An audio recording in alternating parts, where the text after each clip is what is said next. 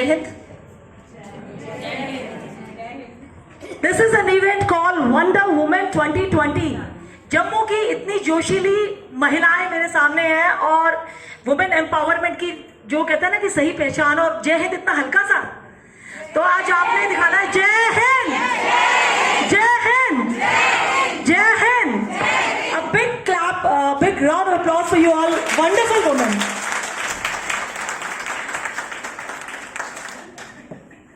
जैसा कि आप लोगों ने देखा, जो पहला वाला जय हिंद था, आपने खुद बोला हल्का था थोड़ा, लेकिन जो बाद वाला था उसमें बहुत जोश था। तो वो जोश कहाँ से आया? जस्ट कुछ शब्द थे। तो आज भाई मेरी कोशिश रहेगी इन 4-5 मिनटों में वो जोश आपके साथ शेयर करने की, ऑलरेडी आप सबसे वो शक्ति भी ग्रहण करने की। सबसे पहले मैं आप सबको कॉन्ग्रेचुलेट करना चाहूंगी because this event which is called wonder women 2020 is for all of us and I think each one of you is a wonder woman. So my salute to all the wonderful women who are here today. And I'm really very happy that this event has been organized in Jammu, and especially I would like to congratulate Aditi, Aarti. She has taken this initiative and this is a wonderful thing, and we look forward for more such events. अब मैं बात करना चाहूंगी, मतलब मुझे लगता है कि बात इतनी इंटरेस्टिंग नहीं होती है जितनी छोटी छोटी कहानियां होती हैं। तो एक छोटी सी कहानी, बहुत छोटी सी, जो एक हकीकत है जो मेरे साथ जीवन में घटित हुई है, बहुत छोटी सी है, बहुत ही रोंगटे खड़े कर देने वाली भी हो सकती है, इंटरेस्टिंग भी हो सकती है, वो आप डिसाइड करेंगे। जिस तरह से हर एक लड़की अपना जीवन यापन करती है, तो उस समय दिल्ली में, आज से आप सोचिए 40 साल पहले, जो छेड़छाड़ का माहौल था बहुत ज्यादा भयंकर था। निर्भया कांड सबने सुना ही है, सब कुछ दिल्ली में होता है, क्या कुछ नहीं होता है। एक ऐसी घटना मेरे साथ एक बार घटित हुई थी। तो बचपन से वो सब झेलते हुए हम लोग आगे बढ़ रहे थे।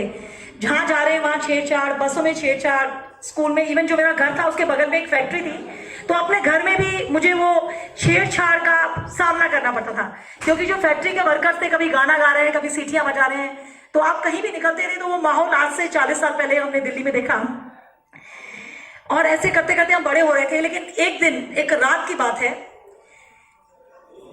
उसमें इतना अंधेरा था रात में, और किसी कारण से मुझे रात में बाहर जाना पड़ा, और मैं एक अंधेरे में खड़ी हुई थी, फोन पे कहीं बात कर रही थी। तो मेरी आवाज कुछ जो गुंडे होते हैं रात में जो घूमते हैं, उन तत्वों ने सुनी, और वो, उनको लगा कि रात का वक्त है, लड़की अकेली है, तो उनको तो मौका मिल गया, उनका एक बहुत बड़ा चांस था।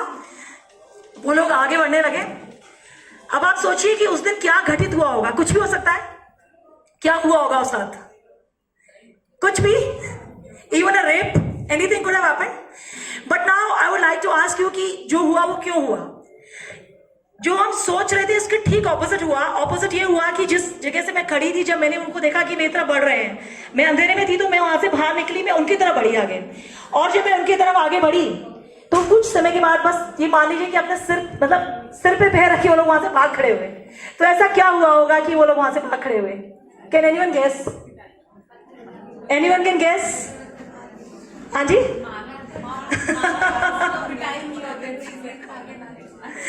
नहीं, we have a very intelligent audience, it's really very nice. लेकिन बहुत बड़ा ग्रुप था, काफी सारे लड़के थे। बस ये मान लीजिए कि सिर्फ मुझे देखते ही वो लोग भाग गए। तो ऐसा क्या हुआ होगा? सिर्फ देखने मात्र से ही? Exactly. That's the point. Big round of applause. Clapping for her. मैं उस वक्त यूनिफॉर्म में थी. I was in my khaki uniform, friends. So जिस रात में इतनी बड़ी दुर्घटना घट सकती थी, रेप भी हो सकता था, लेकिन just I was standing in a khaki uniform, तो वो गुंडे सिर्फ देखते मुझे भाग गए। तो it's just the difference between empowered women. मतलब जो मेरा सफर था अब तक जिंदगी में, जो मुकाम मैंने उतार चढ़ाव देखे, और suddenly I was standing in a uniform, तो वो जो मेरा सफर रहा जिंदगी का आसान नहीं था। और खाली यूनिफॉर्म पहनना ही एक महिला को सशक्तिकरण नहीं प्रदान कर देता है। एक सशक्त नारी बनने के लिए बहुत सी चीजें, और मुझे लगता है आप सब अपने अपने जीवन में एक सशक्त नारी ऑलरेडी हैं, लगती हैं। और ऑलरेडी जैसा कि रजनी मैम ने बोला, आई एम वेरी इम्प्रेस, बहुत अच्छा लगा आज मैम आपकी बातें सुनकर। तो वो सारी चीजें हम लोग अपने जीवन में ऑलमोस्ट उसको उतारते ही हैं, उसको फेस करते ही हैं। तो मैं तो ये कहूंगी कि आप सब उस जुगनू की तरह हो जो अंधेरे में भी जगमगाता है। तो इसलिए शायरी एक आपके लिए मैं जरूर बोलना चाहूंगी। इरशाद, थैंक यू। बिना मेहनत के तख्तो ताज नहीं मिलते।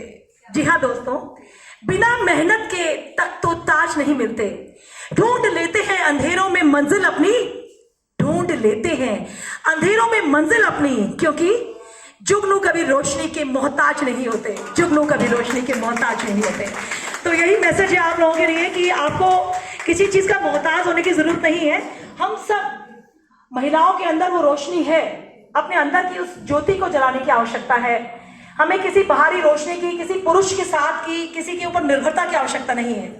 And we are complete in our own selves. ऐसा नहीं है कि हम बच्चे पैदा करेंगे तो ही कंप्लीट होंगे, हस्बैंड साथ होगा तो ही कंप्लीट होंगे। We are complete in our own self. और वो तब आता है जब अंदर से एक विश्वास पैदा होता है, और वो विश्वास पैदा होता है जब हम अपने आप से ईमानदार होते हैं, अपने हर चीज में ईमानदार होते हैं, अपना हर कर्म ईमानदारी से करते हैं, फिर चाहे वो छोटी से छोटी चीज क्यों ना हो। अगर पढ़े तो ईमानदारी से पढ़े, अगर हम हाउस वाइफ भी हैं तो जो भी काम करें मन से करें, दिल से करें।